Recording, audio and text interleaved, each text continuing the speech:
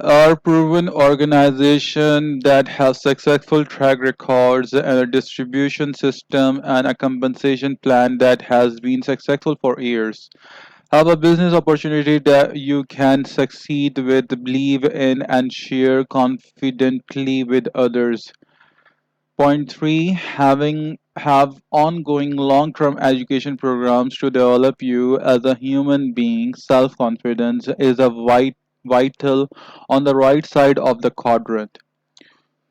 Point number four, have a strong mentor program. You want to learn from leaders, not advisors, people who are already leaders on the right side of the quadrant and want you to succeed.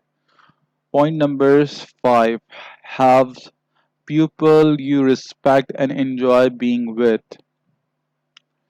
If the organization meets these five criteria, then and only then look at the product. Too many people look at the product and not the business system and organization behind the product. In some of the organization I have looked into, one of their pitches was the product sells itself. It's easy if you are looking to be a salesperson and us, then the product is the most important thing.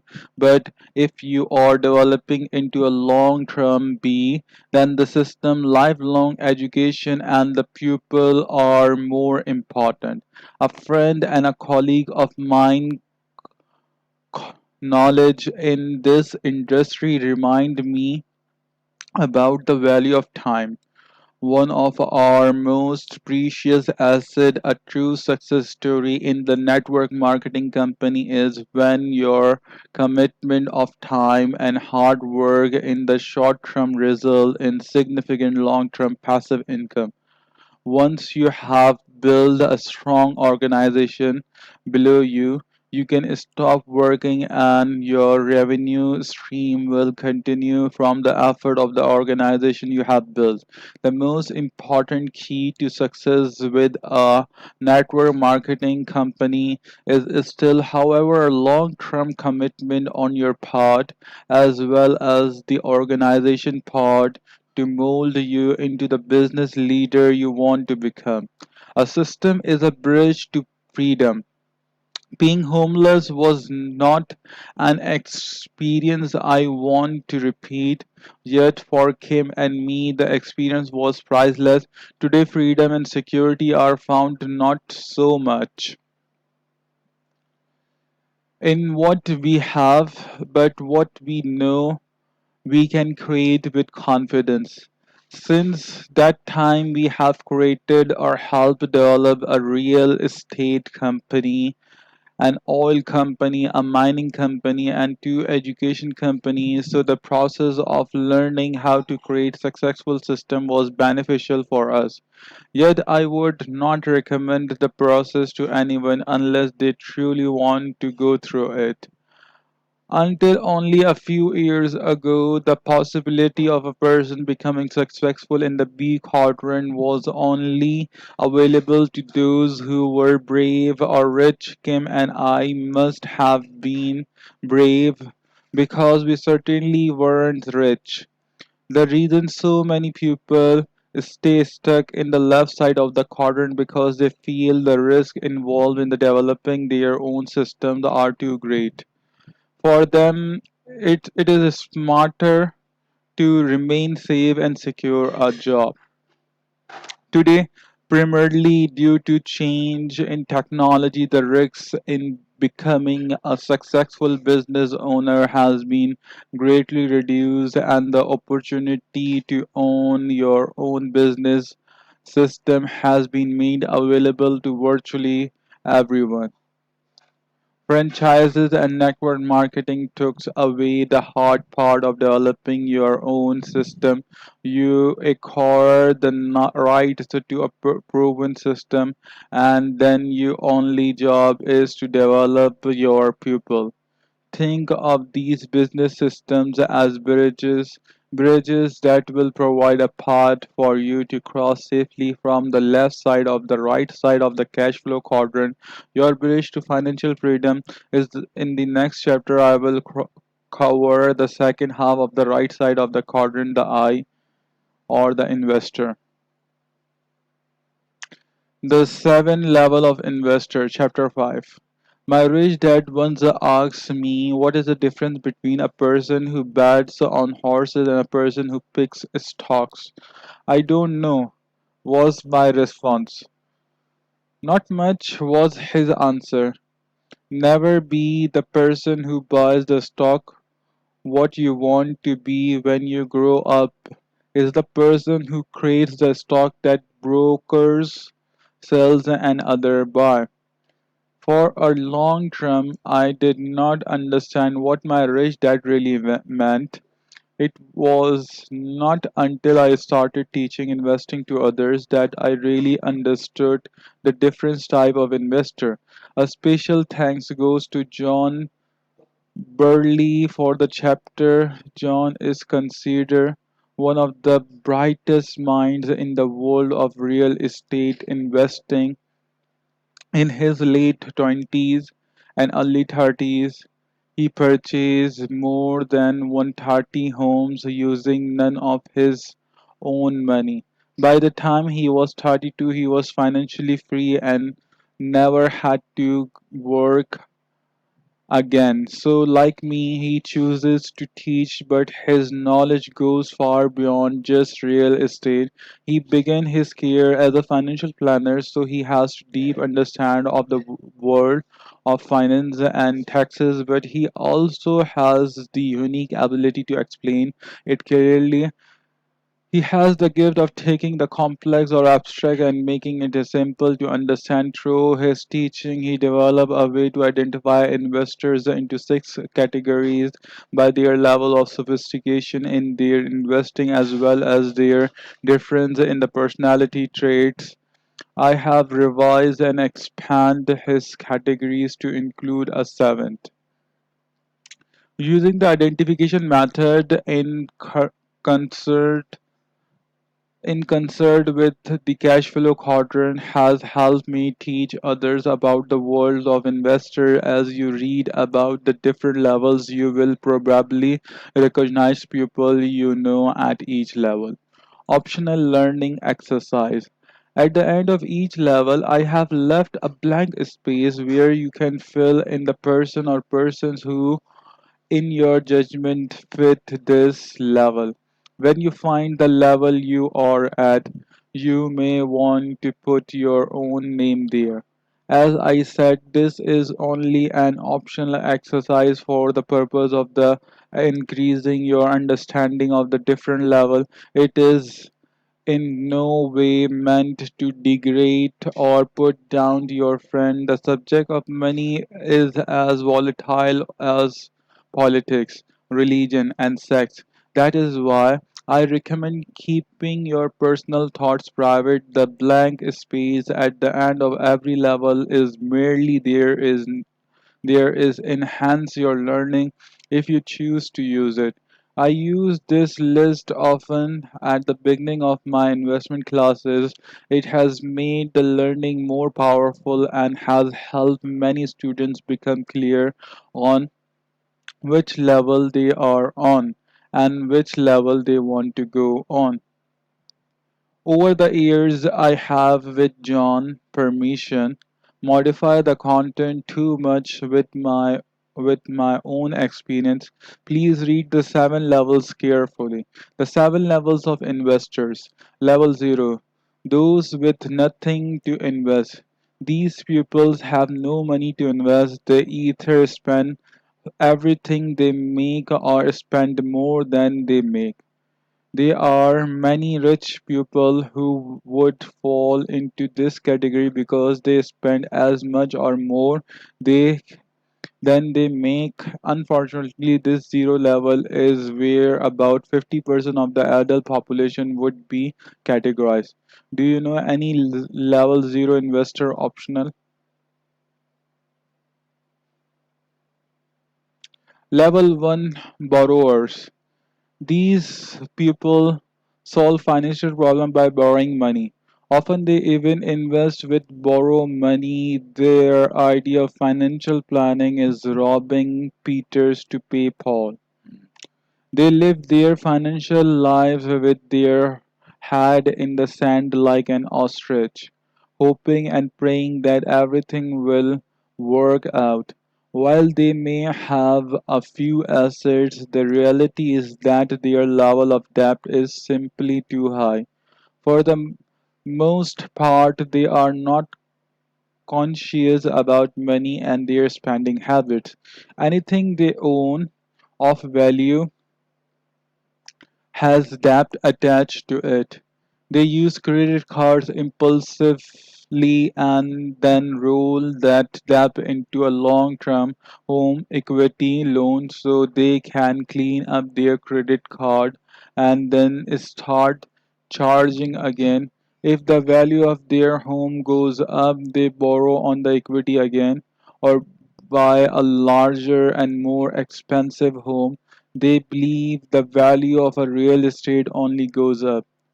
The word low down easy monthly payment always draw their attention. They often purchase depreciating toys or duds such as boats, swimming pools, vacation, and cars with those words in mind. They list these depreciating toys as asset and go back to the bank for another loan and wonder why they get turned down. Shopping is their favorite form of exercise. They buy things they don't need, saying these words to themselves: "Oh, go ahead, you deserve it," or "You are worth it," or "If I don't buy it now, I may never find it again. It's such a great price," or "It is on sale," or I want the kids to have what I never had. They think spreading debt over a long period of time is smart, always kidding themselves that they'll work harder and pay off their bills someday. They spend everything they make and then some.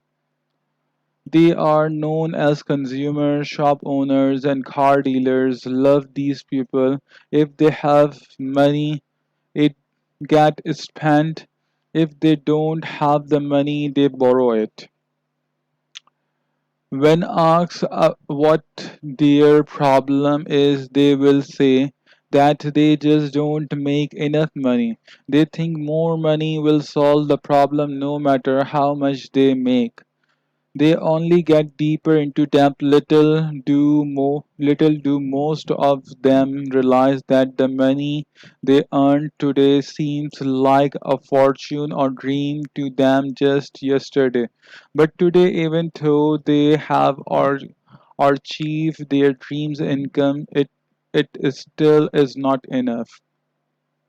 They fail to see that the problem is not necessarily their income or lack of it, but rather their money habits. Some eventually believe deep down that their situation is hopeless and have given up. So they bury their head deeper and keep on doing the same thing. Their habit of borrowing, shopping, and spending are out of control, just as a being eater eats when depressed. These people spend when depressed, they spend, get depressed, and spend more.